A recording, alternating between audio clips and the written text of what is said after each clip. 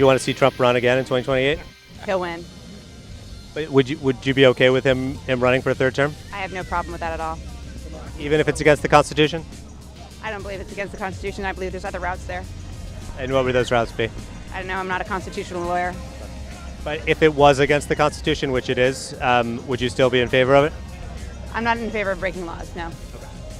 So no Trump 2028. Trump 2028. All right. The good liars were out in the MAGAverse. Here's some of the chatter they found within these alt-right circles. How'd you feel about him renaming the Gulf of Mexico to the Gulf of America? I'm very happy about that. What do you think that accomplished? Oil drilling? No, I think Oil drilling? Isn't that why he did it? Why would that be?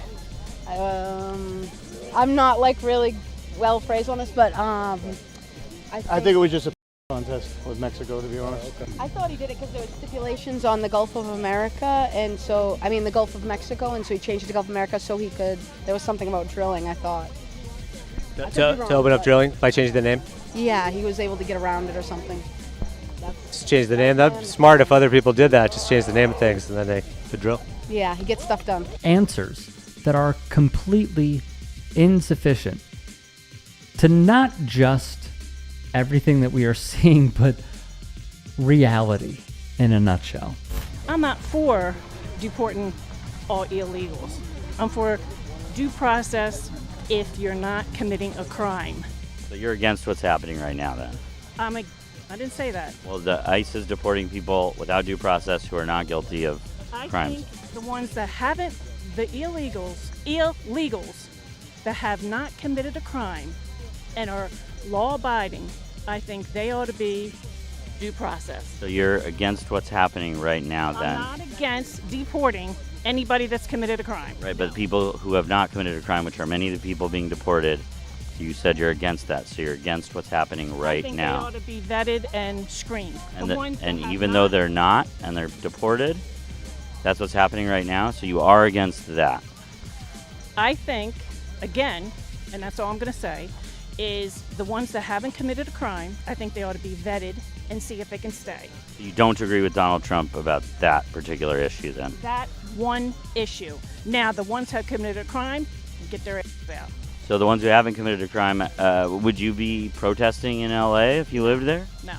On behalf of those people who haven't committed a crime and are being deported? It's too violent. Could you see me in LA with this hat? I mean, come on. Are you saying parts of LA don't have Trump supporters? I mean, go to Beverly Hills. Walk around. You would be surprised. Are you concerned that Donald Trump sent in the National Guard even though it wasn't requested by the governor? Yes, because President Trump has the right to protect his citizens when he sees that his governors and his mayors, who most of them have been placed there by people like George Soros, a group of people was ruling the world, like through the 1913 Federal Reserve, ruling the world in our name. Are you talking about like the rich 1%, the billionaire class that controls everything? Yeah. But you cannot try to you don't attack people's wealth. You don't try to attack people's wealth. So you want to try to attack people's wealth, and because that's what you're trying to do. You're trying to circumvent and try to say because President Trump is a billionaire that, you know, he's a part of the 1%. Oh, I wasn't even saying that. Oh, well, but a lot of people do try to You connected the dots yourself. Yeah. Well, you want to call it connecting the dots, but President Trump has lost so much of his wealth dealing with 9 years of the same global elites. You know that he made like billions of dollars off of his crypto, his meme coin. That's quite all right. The inability to acknowledge that their beliefs are pure and utter BS also took place. Why are you so excited to see Donald Trump today? I wouldn't say excited to see him because I've seen him multiple times, but I'm just here mainly for our veterans, our military. It's not a Trump day, even though I am a Republican, proud Republican. So you've got a hat that says "Make America Great Again" with Donald Trump's signature. You've got a button with Trump's face on it, and then it says Trump on your shirt. But this day isn't about Donald Trump. It's not about him. No. Nope. The inability to comprehend that they acknowledge the deflections they make to justify their own rhetoric. Having this military parade for Donald Trump's big, birthday. Is that a little bit feel authoritarian? Does it feel that way to you? No, not at all. You know, one of the things that, people need to realize is having a strong military is the biggest tool we can use against terrorism and totalitarianism. It's like everybody, Even when you're sending that military to American streets, it's still somehow fighting totalitarianism? yeah. Well, guess what? I grew up in Detroit, all right? No, but I'm saying you're talking about fighting totalitarianism, but Donald Trump is sending troops to American streets. Well, because they're protecting federal assets. They're not. What about states' rights? What? What about states' rights, though? You know what? He also, he has control of the National Guard. He can nationalize them at any time. Right, but governors should be able to say yes or no to that, right? No, because if Gavin Newsom doesn't want to do what's right by his people and by the law enforcement officers, But what about states' rights? The states have rights too, right? they do. Yeah, you're right, they do. More nonsense. Do you think that this parade is more about the military or Donald Trump's birthday? Oh yeah, different from military because What does the sign say here? It is It's about the military. it's about the military, but the sign says "Happy Birthday, President Trump." that's for him. Happy birthday to you. Happy birthday, dear Trump. Happy birthday to you. Have a MAGA birthday. What was that? Sorry. What did you say? Have a very MAGA birthday. All right. And the singing of happy birthday to their leader. Not a cult, though, of course. I think what frustrates me the most about all of this is the fact that they just don't see it. How do you not see it? How do you not see where you are, your surroundings, and all of these folks who say it's about the military, yet rock Trump merch? Yeah, I think this is a great celebration for the military while I wear my Trump hat and my Trump shirt and my Trump button and my Trump pants and my Trump underwear and my Trump socks and my Trump shoes. And also I have a tattoo of Donald Trump on my back and also on my stomach and also on my arms. And also, I don't know if you saw, but on OAN, they pulled a Newsmax where they tried to relate to Fox News while also going on Real America's Voice to watch Stuart Peters. Like, I just can't get over how delusional some of these folks are. And how it's just blinding. It's blinding them to get back into reality. This is the uphill task that we are faced with right here. It is front and center in this video. Jason Selvig and Davram Stiefler, meanwhile, fantastic stuff. Going into enemy territory, quite literally, and interviewing these folks, showcasing sarcasm that they don't pick up on, and also displaying, unfortunately, large swaths of America that have fallen into the cult.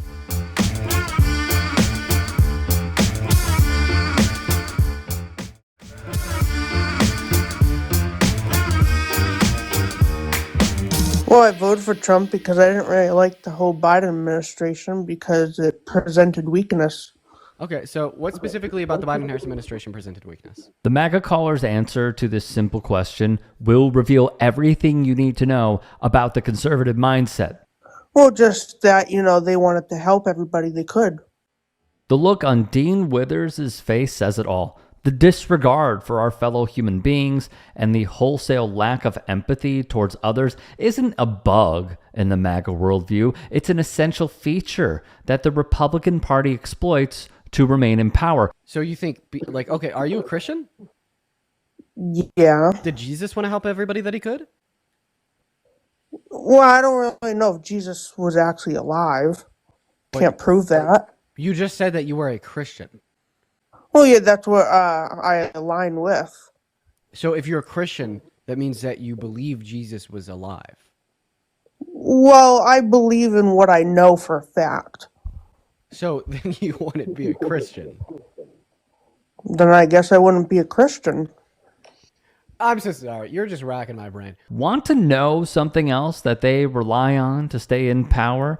The completely false conflation of Christianity with right-wing politics, combine that with the attitude of hyper-individualism, along with decades upon decades of purposefully underfunding, defunding, and smearing public schools, then you get the voter base we're seeing now. And the worst part, the billionaire ruling class and the government lackeys on their payroll who do their bidding are the only ones benefiting from setting up our society like they have. It's all about power and control, as this other MAGA caller will outright admit. Tell me one strong man on the left. There is not one. Oh my God, you're talking to one, dude. I mean, I'm obviously stronger than you. I mean, you can't even hold your own spine in an argument. What does that tell me? If you thought that was pathetic, get a load of this. Look at this. I want you to name one policy ever passed through Congress by anyone ever. Roe v. Wade. Oops, overturned. Roe v. Wade actually was not a policy passed through Congress. That was a Supreme Court decision. So I think it makes you incredibly weak because you can't name a single policy ever passed through Congress by anyone ever. This whole act of, trying to engage in political discourse with Dean Withers, meanwhile, you can't name a single policy that's ever been passed through Congress by anyone. And on top of that, you want to insult me, call me a baby and weak and Facts, reality, and knowledge mean nothing to far too many members of the MAGA base because, again, all they care about when it comes down to it is feeling like their team has the power over the other team, and by their logic, are stronger and thus superior to their political opponents. Look no further than one of the principal merchants of this mindset, the slime ball that is Charlie Kirk. If, like, Ilhan Omar comes into America and doesn't share our values, doesn't speak our language, and hates America, different call signs, not united, diversity becomes a weakness, not a strength. When you import a lot of people that don't share your values, like we have been from Somalia and from the third world, all of a sudden they say diversity is a strength. Is it really? Is diversity a strength in Minneapolis? Is that really a strength? No. You know what is a strength? The unity we find in being an American, not in being Muslim or in being whatever faction or tribe that you come from. Kirk and his Turning Point goons were on the ground at Texas A&M University recently, and as you just witnessed, openly made the case for white supremacy by attacking Representative Ilhan Omar and parroting the Nazi-adjacent talking point that certain groups of people somehow destabilize a nation through their mere existence and cultural identity, while dozens of people cheered from the crowd. And this was just the start of it. Can you tell me what a woman is? Are you a woman? You want to answer a question? Why are you... Great. What is a woman? What is a woman? Yes. A person who was born with X chromosomes? I agree. I agree. We have won the culture war. We have done it. This is not the win you think Dean, it you is. got to train them better. A woman is a person with XX chromosomes. I declare a victory in the culture. Can I please explain what I'm trying to say? It's just a show for these clowns, all at the expense of the dignity of marginalized groups of people. Listen, that is not to exclude trans women. Got it. There's a reason Charlie Kirk chooses to debate random college students instead of media professionals and trained debaters, and it's not just because they would generate a lot fewer opportunities for clicks from clips like this. Kirk and his team know deep down that they can't punch above their weight class, which brings us right back to Dean Withers. Hey guys, quick break in the action. I have a new show coming out called The Rick Strom Show. It is going to be awesome. I'm interviewing musicians, athletes, producers, writers, journalists, authors, sports doctors. Go check it out at youtube.com/@TheRickStrom Show. Also be sure to throw me a follow on Instagram, Threads, Blue Sky. It can all be found in the description box below. Thank you. It's a very move on your part to keep avoiding Dean.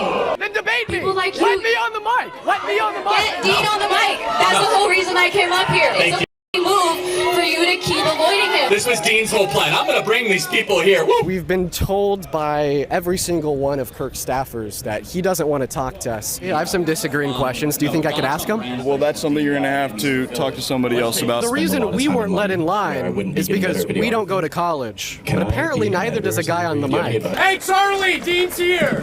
Dean. Come on. You have a permit? We should talk.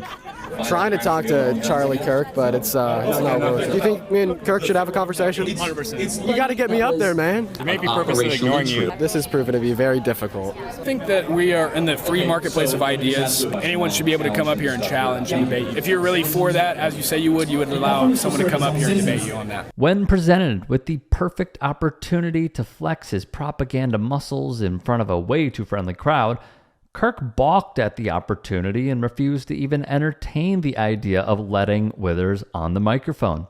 It should be said that we expect nothing less from Charlie Kirk, because he cares far more about feeding his own ego and doing the bidding of his ultra-conservative donors than anything that resembles a free exchange of ideas and having a fair and honest dialogue.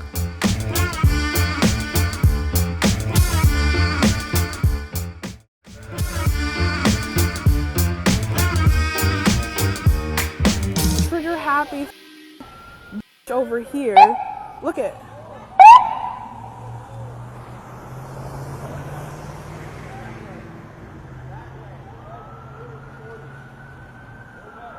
Well, they're telling her to move, but that's a public sidewalk.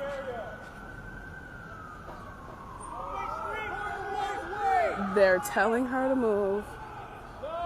Watch, if they shoot her.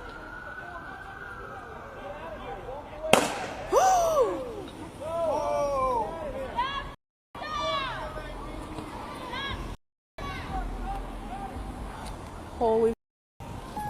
Sit down, sit down. Where'd it get you? Really off. She's not doing anything. Come on. We're moving. Ooh, you got it. Hang on. I just need to get out of their sight. Here. I got some supplies in my bag. Sit down. They shot her. Yeah. Point blank. I literally just got it on video. They're gonna shoot. We're moving! We're moving! Stop! She's injured! Come on, we gotta get across the street. Come on, we gotta go across the street. We're gonna try right here, and let me just look at it, unless you wanna go inside.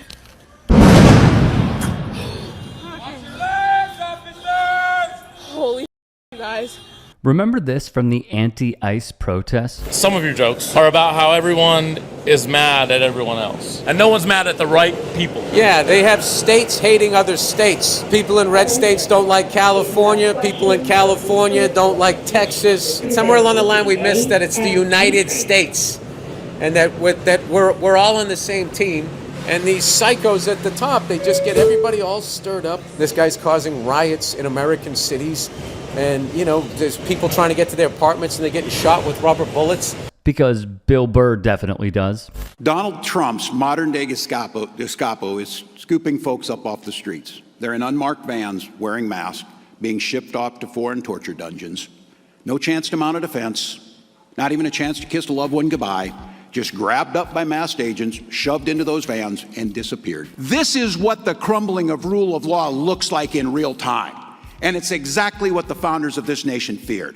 A tyrant abusing power to persecute scapegoats and enemies.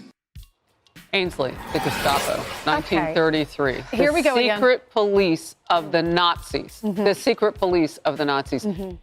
Push that ideology, including the Holocaust. But that's how he compares to our American law enforcement.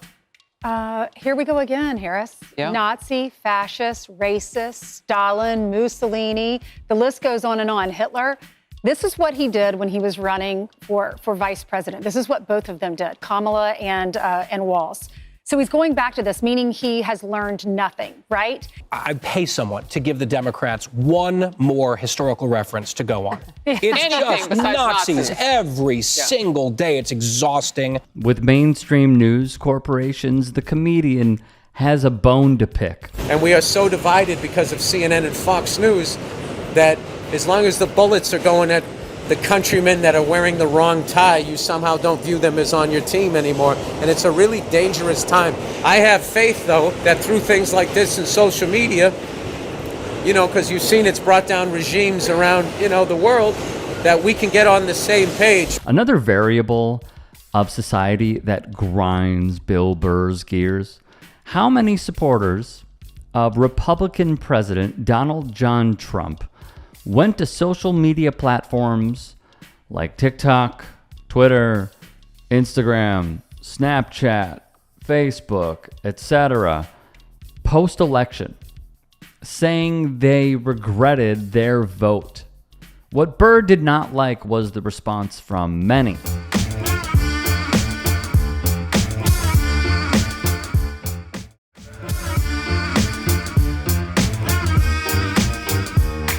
But one of the things I hate the most, people will write things like, I will never forgive people that voted for Trump. And it's just like, well, now you just caused division. Yeah. You want to bring them over. You know what I mean? It's like, well, you also just voted for a guy that should have been in a home. You know, he's on his back porch talking to himself. I saw a great tweet the other day that said, I wish Joe Biden was alive to see this.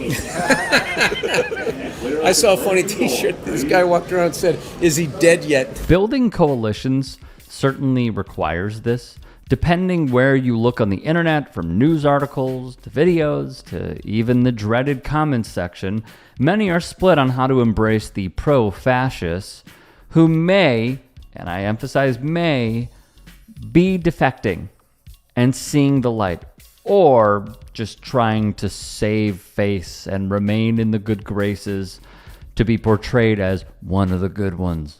But what set it all off? What's your take? When they get rid of all the illegals in this country, white billionaires will then magically become generous and start paying people a living wage because they inadvertently got rid of their excuse as to why they're not paying people. 100% disagree. Okay. Why would they all of a sudden start paying? Because it's the illegal aliens' fault. That's why. I have something to say, by the way, on a lot of this, of course, but on that final take, it's this. I agree with Kareem that that is not true. Because the oligarchs don't really care about paying us a living wage. If they could convince Congress to put it down even lower, they would. It's not, don't get me wrong, it is littered with racism and xenophobia and bigotry. Do not get me wrong. They want to discriminate as much as possible. But it's also about them hoarding the wealth as much as physically possible. So we stay lower down and they stay higher up. And that is why someone like Zoran Mamdani's campaign is a real threat to them. Because how they view it is, if New York City falls, then a lot of other cities will fall. When in reality, what it's about is the power being given back to the people. And taxing those who don't need to be worth $595 billion, or potentially and probably becoming the first trillionaire. You don't need that money. You know what would be cool? Not stealing those wages from your workers. You know what would be cool? Fixing the potholes on my street. You know what would be really cool? Not setting up migrant detention camps.